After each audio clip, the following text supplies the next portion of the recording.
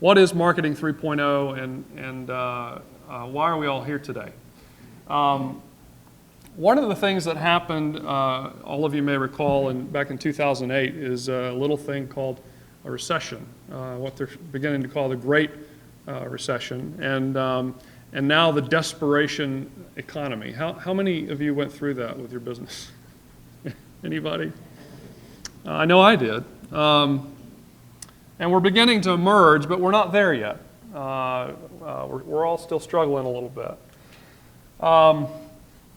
Philip Kotler, who's the S.C. Johnson Distinguished Professor of Marketing at Northwestern University, Kellogg School, has written a book called Marketing 3.0. Have any of you read that book? Okay, good. So you don't know whether I'm telling you the truth or not. He is widely regarded as the father of modern marketing. He's written a lot of books.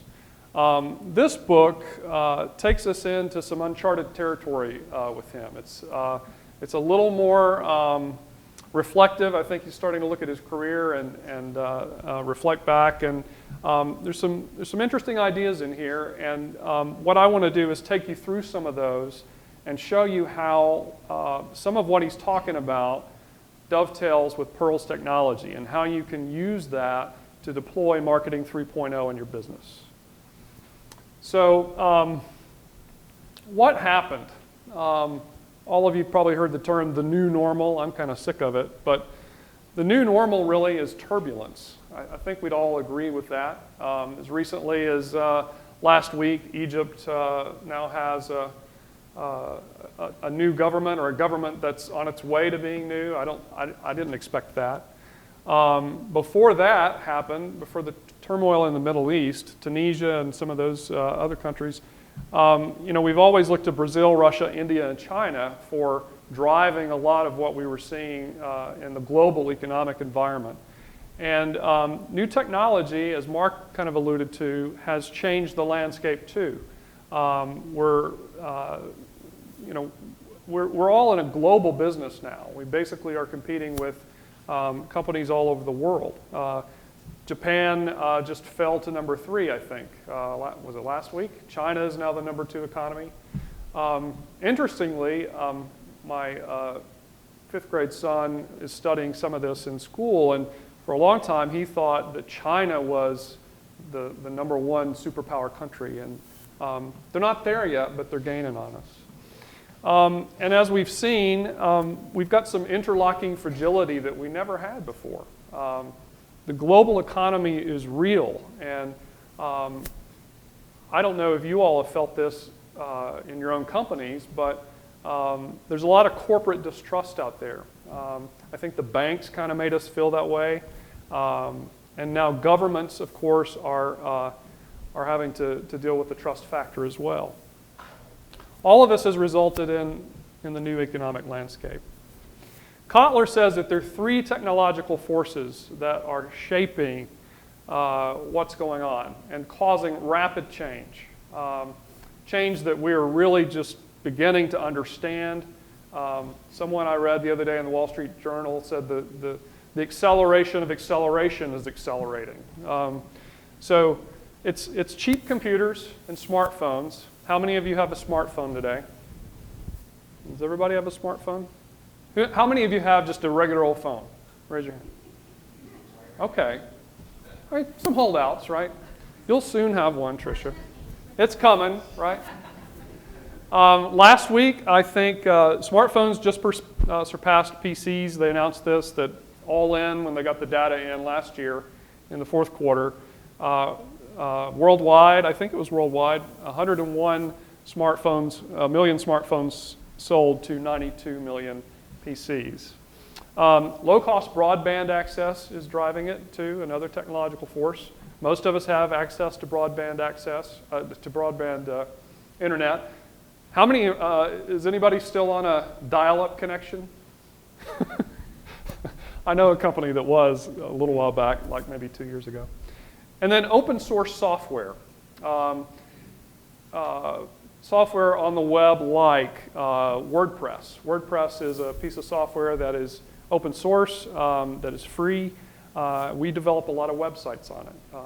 And I think I'd say Daniel does it too, right? So what are the differences? What's marketing 1.0? What's marketing 2.0? What's marketing 3.0? Well, marketing 1.0 was really born of the industrial age.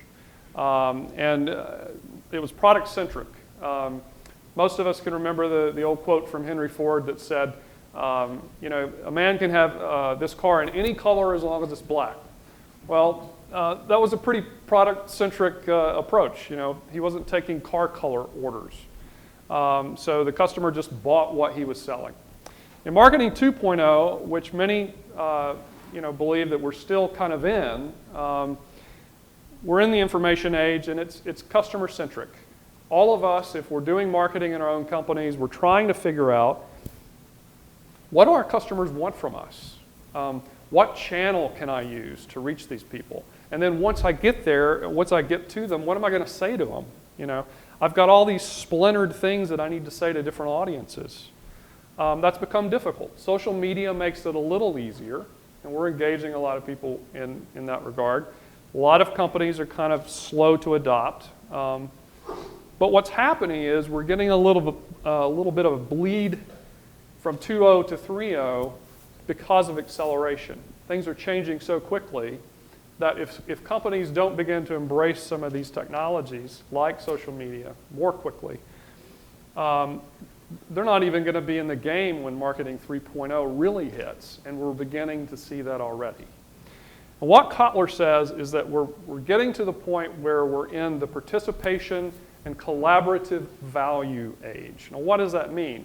Well, it means that you've got groups of people that are communicating with other groups of people to affect a company's policy or product or any number of things that we can, you know, think about, from their product and service offerings to their values and their mission. You know, taking a human-centric sort of viewpoint, saying, what do these people really need us to be? If what we are right now is not aligned with that, how can we make it more human-centric? So customers are humans too, but do you see the difference? If it's human-centric, it's about more than just wants and needs. It's about the emotional piece. So here's how Kotler lays it out in his book. And I won't read through all of this. But interestingly, if you look at the third column there, the objective in marketing 3.0, values-driven marketing, it's not some of the stuff guys like me have been doing all of our careers, 25 years, living in this world. All right, I've got a widget. I need to sell the widget. What am I going to sell it for? The 4 Ps, product, price, place, and promotion. It's more about, in marketing 3.0, kind of a larger agenda. How am I going to make the world a better place? How does my company add value to the people that we serve? Using new wave technology, which Pearl is going to show you. And then addressing what Stephen Covey kind of says, the whole human. The whole human has a heart, a mind, and a spirit. And the spirit part in 3.0 is really where we begin to drill down and address the core of 3.0.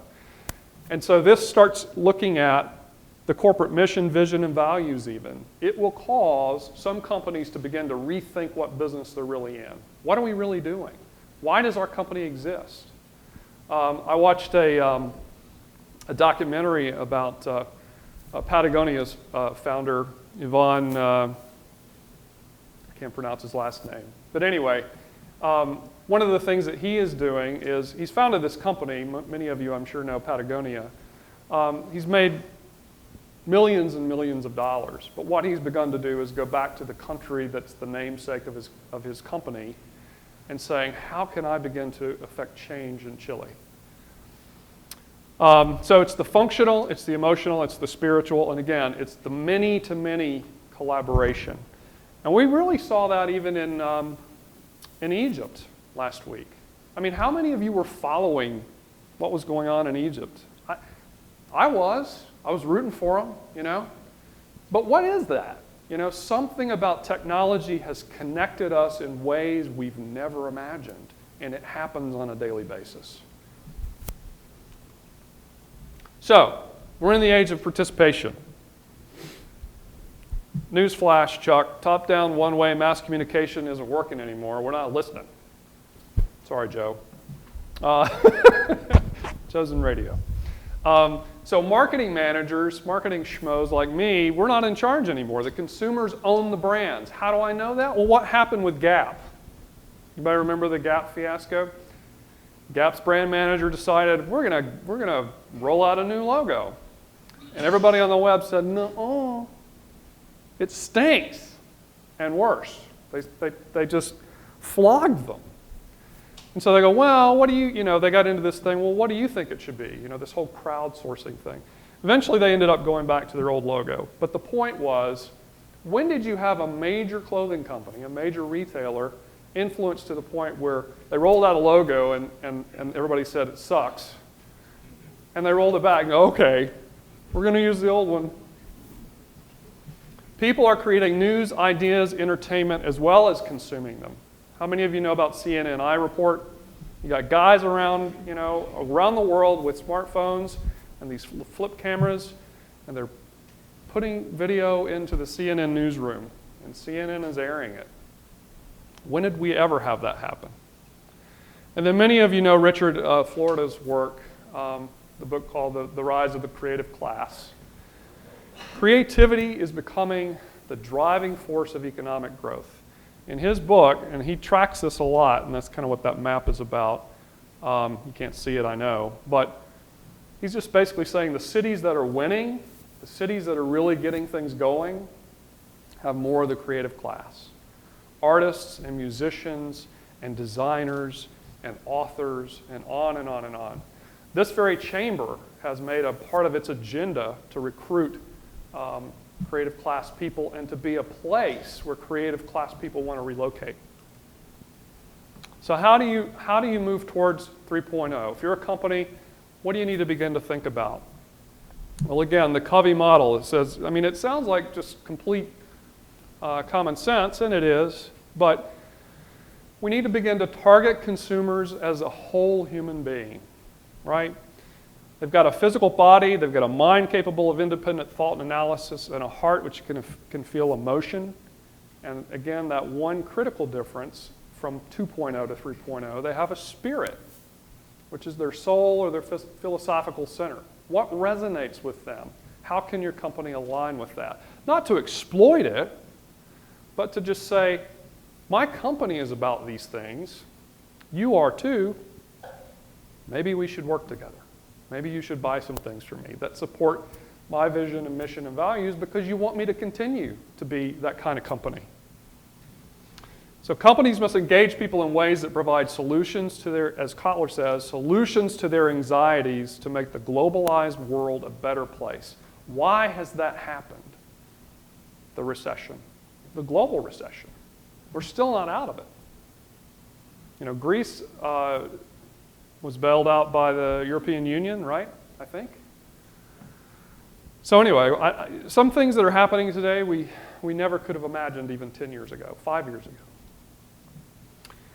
Fundamentals are still important. This is why guys like me will still be around. There's still some folks out there that need to help, need some help defining fundamentals.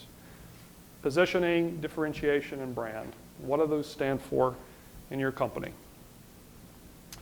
So Kotler talks about the 3I model of branding, where you've got the 3 I's are brand identity, brand image, and brand integrity. He has brand integrity at the top because he has sort of flipped everything. We used to kind of live down in here, most of us, I think, as marketers. But fulfilling the claims that your company is making and being credible all of the time becomes the most important thing. And of course, we know about positioning in the mind. You've got to be unique and relevant. We know about brand image being acquiring mind share and appealing again to the emotion and the spirit. In this case, he's got an example of Timberland. Timberland is the brand.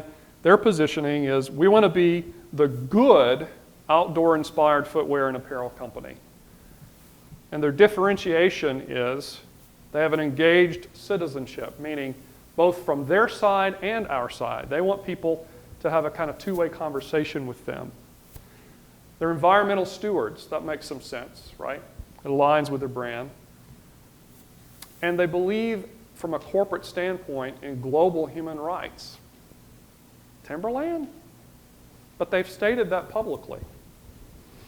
They have a thing they call path of service, where all of their employees are able to, and this is not really new, but making it a part of your marketing and your branding is, they have a thing called path of service with their employees, where the employees can do service projects of their choosing, and they have money allocated from corporate for that, and time off.